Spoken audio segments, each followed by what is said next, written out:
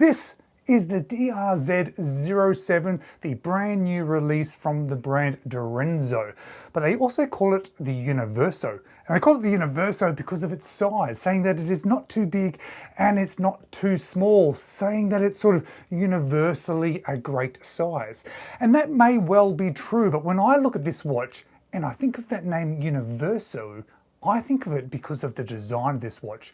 I think this watch has the perfect design to be universally loved.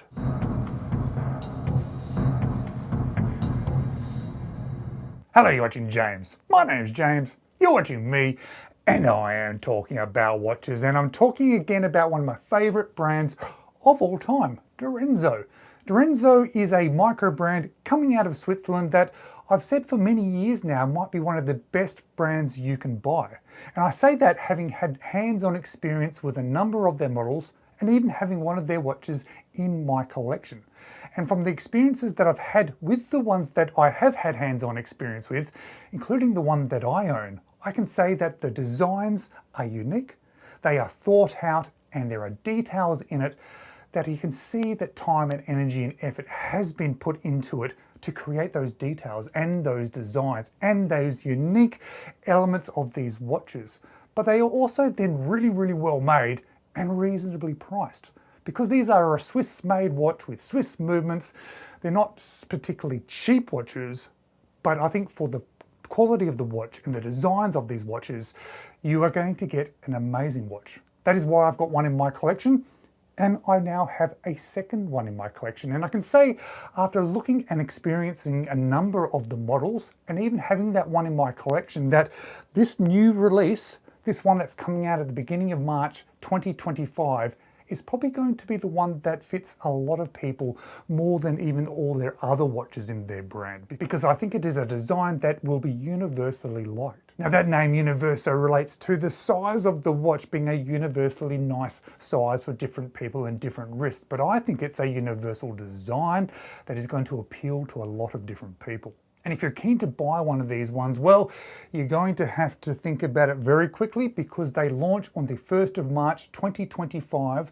They're going to be 750 Swiss francs for the coloured versions, and there's a tiny little bit more for an aventurine dial version. But checking on their website, you're going to see quite a few options available because there is a blue one, which I'm going to show you today. There's a green dial version, a black dial version, a purple dial version, a burnt orange dial version, even a grey version, and there's going to be date and no date versions too. And as I mentioned, also, there's going to be one aventurine dial. But no matter which one that you end up going for, they are all powered by the Swiss-made Sellita SW200, with also inbuilt shock protection.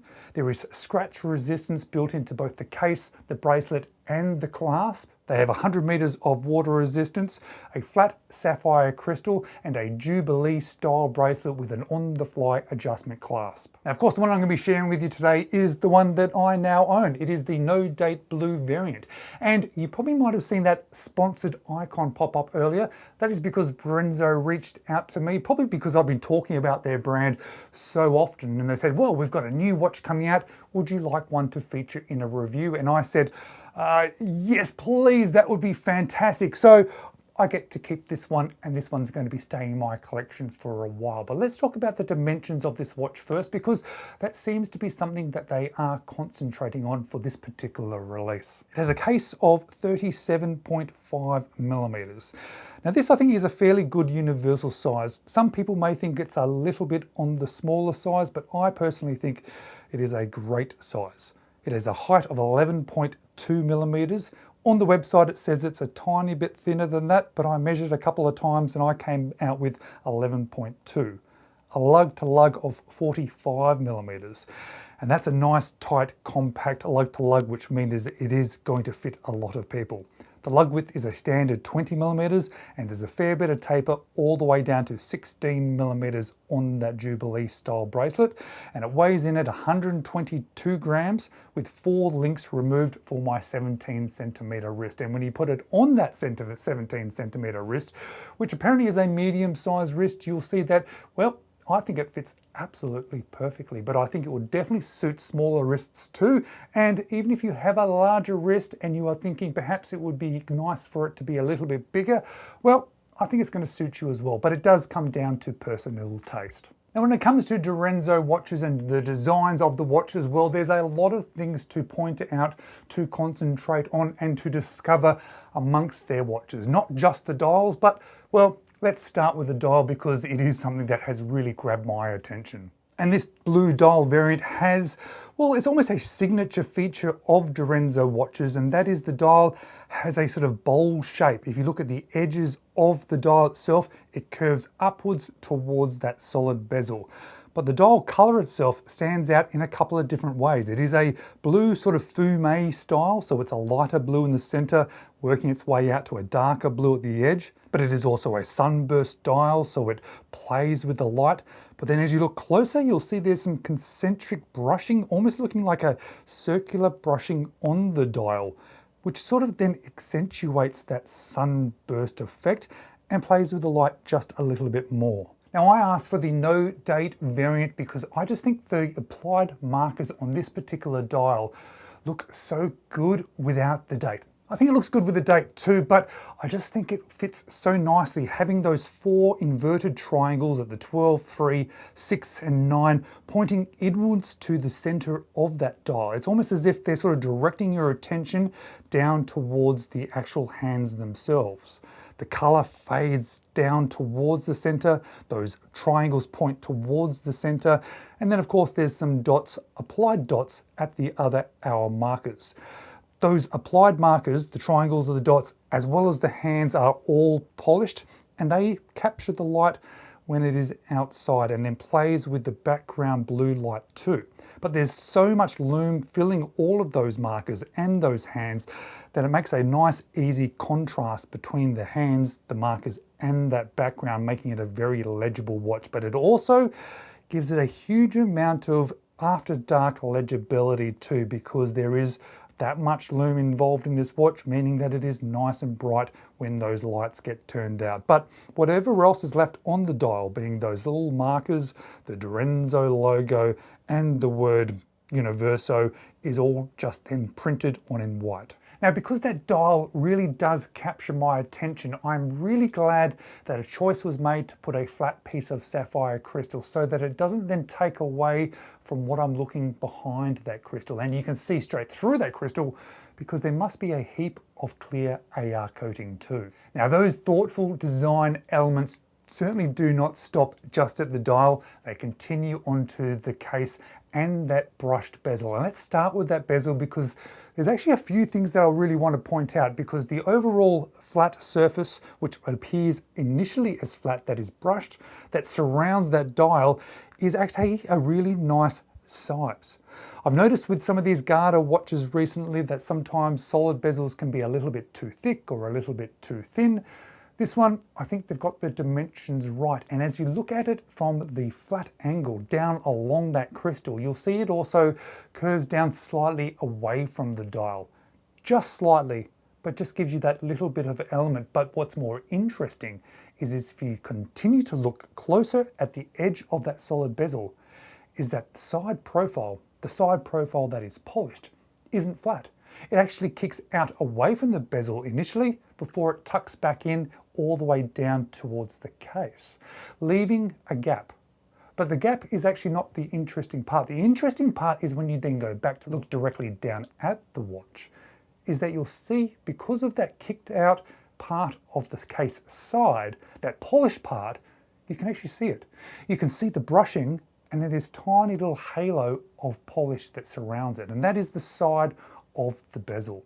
And it's elements like that, design choices that are like that, that makes this watch stand out in the crowd of these Garda style watches.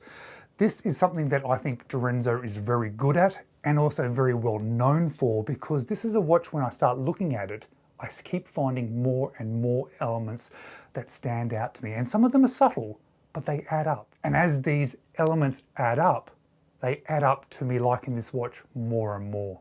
Oh, hello. Sorry to interrupt. I hope you're enjoying the video so far. And if you are enjoying the video, I'd just like to invite you to subscribe to the channel. You just have to click on that little subscribe button. It doesn't cost you anything, but it does make a big difference to me and this channel and really gives me that motivation to continue making content. But let's get back to this video. And the rest of the case is also designed very well. And I think the rest of the case is designed with comfort in mind, because as you look at the side profile of the case, it is all polished, but it is rounded. And you can feel it when you put this watch on wrist, that just how comfortable it is. There's no sharp edges, it contours to the wrist, and it is comfortable. And then those lugs blend nicely into that solid end link that starts off that Jubilee style bracelet. But before we talk about that bracelet in a little bit more detail and then on to a rather interesting clasp, I want to just quickly talk about the crown. It is a screw down crown, giving this watch 100 meters of water resistance. As I mentioned earlier in this video, this watch contains a Sellita SW200. This is a no date Swiss movement, and it has a nice little added feature of that loomed dot. But let's talk about this Jubilee style bracelet. It is made up of all individual links. Each one of those little parts of steel are individual, and you notice it when you handle this watch and you have this watch on wrist, because it feels extra comfortable and very flexible and contours nicely to your wrist. There is a mixture of brushing and polishing depending on the links, and there is that relatively dramatic taper from the 20 all the way down to 16, and you'll see there are some little small screws that hold this bracelet together. Now, I haven't seen this particular clasp before, and on initial inspection, I really like it. I like the design of it. I like those integrated pushes that are on the side. I like the logo that's on there and the mixture between brushing and polishing, and how there is a step down to the case. When you open it up, you'll see that it is all milled inside and that there is an on-the-fly adjustment within the clasp itself. And as you adjust that on-the-fly system, you'll see that it is not the bracelet that goes all the way into the clasp. There's a separate section, which, if you have it fully extended and on wrist, you'll see it sticking or jutting out of the clasp. And that's not my favorite type of on-the-fly system. However, I've had a few like this before. Some are better than others. This is probably one of the better ones, and it has taught me something, having had this style before, that you just need to pay more attention when you're sizing this watch. When you're sizing it, you need to size it to what your wrist is normally going to be sitting at, so that the size or where the bracelet sits within that clasp covers that sort of extra little bit of extension, so you don't see it, or at least you don't see it normally. You only ever see it if you fully then adjust it out of the clasp, because perhaps it's a particularly hot day. If you have it set so that it is always sticking out, then it's going to look a little bit strange. But all you have to do is just take a little bit more time and thought and make sure you set it for your wrist so that it sits at the correct size the majority of the time, and then you will never see that slightly strange bit jutting out of the clasp. Now, this style of watch seems to be something that's relatively popular recently, and it's certainly something that is popular with me.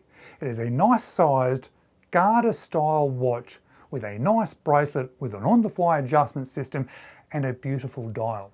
In fact, I've got a couple of watches that would describe in my current collection. But I always find that Dorenzo watches stand out in the crowd.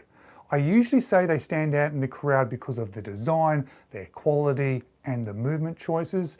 But I think this one stands out in the crowd of similar variations of watches, just purely because Dorenzo is just such a good quality watch. And although those other watches I already have in my collection are stunning and I really like them, there's something really special about the Dorenzo. I always say that Dorenzo watches stand out in the crowd.